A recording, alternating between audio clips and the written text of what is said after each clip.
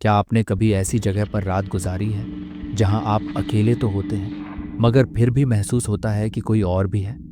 आज की कहानी भी कुछ ऐसी ही है, जो सिर्फ एक अफवाह नहीं, ये एक ऐसी हकीकत है जो रोहन ने अपनी आंखों से देखी और शायद आप भी महसूस कर सकें। पुरानी दिल्ली की इस पुरानी बिल्डिंग को लोग मजाक समझते थे, एक सस्ती जगह जो नए शहर आने वाले लोगों के लिए एक सुहाना सपना थी। पर जो भी यहां लंबे समय तक रुका, उसने वो देखा जो इंसानी आंखों से नहीं देखा जा सकता। रोहन, जो नए सपने लेकर शहर आया था, इस जगह को अपना घर बना चुका था। सस्ता किराया, अच्छी लोकेशन, लेकिन एक चीज जो उसने इग्नोर कर दी, वो थी जगह की कहानी। रोहन अपना सामान लेकर इस बिल्डिंग के पास पहुंच चुका था। जब रोहन बिल्डिंग में एंटर हुआ, वॉचमैन ने उसे एक अजीब सी नजर से देखा, जैसे वह कुछ कहना चाहता था। वॉचमैन ने रोहन से सिर्फ एक ही बात कही। बेटा, रात को संभल के रहना, जरा इधर उधर नहीं जाना। बस इतना सुनकर रोहन अंदर चला गया और रोहन ने मुस्कुराते हुए सर हिला दिया। उसे लगा वॉचमैन ने उसके साथ कोई मजाक किया है, लेकिन उसे ये नहीं पता था कि उसने एक ऐसे दरवाजे की चाबी ले ली थी जो सिर्फ अंदर जाने के लिए खुलता है, वापस आने के लिए नहीं। कुछ दिनों तक रोहन को कोई भी परेशानी नहीं हुई, सब कुछ नॉर्मल था। उस रात भी सब कुछ ठीक था, लेकिन रोहन ने एक अजीब सी आवाज को सुना। रोहन ने आवाज को इग्नोर किया और वापस सो गया। लेकिन उसे नहीं पता था कि यह सिर्फ एक शुरुआत है। हर दिन कुछ न कुछ होता रहता था। कभी किचन से बर्तनों के गिरने की आवाज आती, तो कभी उसके लैपटॉप के फ्लिकर करने लगती। ये सब यहीं तक नहीं रुका। कभी कभी तो रोहन को उसके रूम में किसी के होने का आभास होता था। एक दिन जब उसका दोस्त अर्जुन आया, तो उसने भी महसूस किया, ये जगह कुछ अजीब है, यहाँ कुछ तो है। मगर रोहन अब भी अर्जुन की हंसी उड़ा रहा था। पूरा दिन दोनों ने खूब मस्ती की, लेकिन शाम होते ही अर्जुन अपने घर चला गया और रोहन अपने बेड पर जाकर सो गया। रोहन को सोते हुए अचानक से एक बेचैनी महसूस होने लगी।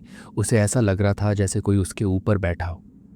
रोहन ने जब अपनी आंखों को खोलकर देखा, तो उसको उसके ऊपर एक काली परछाई बैठी दिखाई दी, जिसकी लाल बड़ी आंखें रोहन को दिखाई दे रही थी और वो अजीब सी भाषा में कुछ बोल रही थी। रोहन ये सब देखकर बहुत डर गया। उसका पूरा शरीर डर से ठंडा पड़ चुका था, उसका खून जैसे जम गया हो। रोहन डर से चिल्लाना चाहता था, लेकिन उसके मुंह से कोई आवाज नहीं निकल रही थी। तभी रोहन के फोन की स्क्रीन अचानक से जल उठी और वो परछाई गायब हो गई। रोहन को उस रात बिल्कुल नींद नहीं आई। सुबह होते ही रोहन घर से बाहर गया।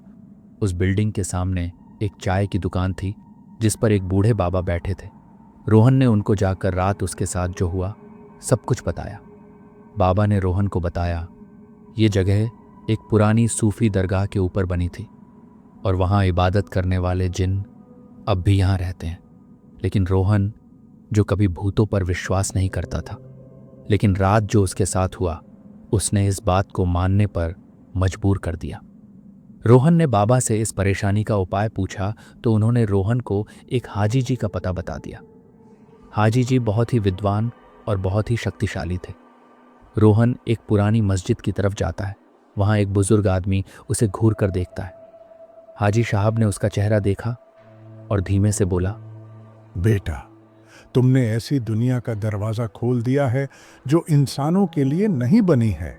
इतना कहकर हाजी साहब शांत हो गए और एक ताबीज निकला और उस ताबीज को अपने मुंह के पास लाकर कुछ मंत्र बोलने लगे। तभी उस अभिमंत्रित ताबीज को रोहन की तरफ आगे बढ़ाते हुए बोले, ये ताबीज तुम्हारी रक्षा करेगा। ये एक अभिमंत्रित ताबीज है। इसमें मेरे पूरे जीवन की तपस्या की सारी शक्तियों के द्वारा बना एक रक्षा कवच है, जो तुम्हारी हमेशा रक्षा करेगा। इतना कहकर हाजी साहब चुप हो गए और ताबीज रोहन को दे दिया।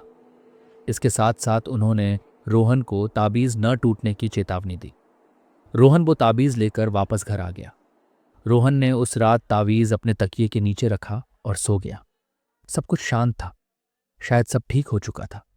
लेकिन तभी रोहन को किसी के हंसने की आवाज सुनाई, जो हंसने के साथ साथ रोहन से कह रही थी कि ये ताबीज सिर्फ एक दीवार है और दीवारें टूट जाती हैं। तभी अचानक से सब शांत हो गया। रोहन उस रात आराम से सोया। कुछ दिनों तक सब ठीक था। तभी एक रात किसी ने रोहन के पैर को जोर से खींचा और रोहन की नींद खुल गई। उसने देखा कि अर्जुन उसके रूम में खड़ा है। अर्जुन ने रोहन के हाथ की तरफ देखते हुए कहा, रोहन, तुम्हारा ताबीज तो टूट गया है। इतना कहकर अर्जुन शांत हो गया। रोहन ने उस टूटे ताबीज को देखा। रोहन का पूरा शरीर डर से ठंडा पड़ गया। उसके माथे से पसीने की बूंदें झलकने लगीं। पूरा घर ठंडी हवाओं से बाहर गया। रोहन के रूम का टेम्परेचर कम कम होने लगा। तभी एक काला साया रूम में उठता हुआ दिखाई दिया, जिसकी लाल बड़ी आंखें थीं, विशाल शरीर। ये देखकर रोहन और अर्जुन दोनों डर से जम गए।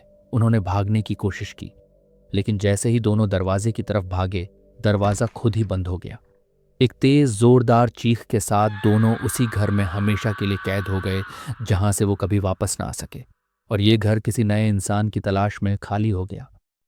अगर आपको यह कहानी पसंद आई तो लाइक करें, और अगर आप ऐसी और डरावनी कहानियां देखना चाहते हैं तो चैनल को सब्सक्राइब करना न भूलें।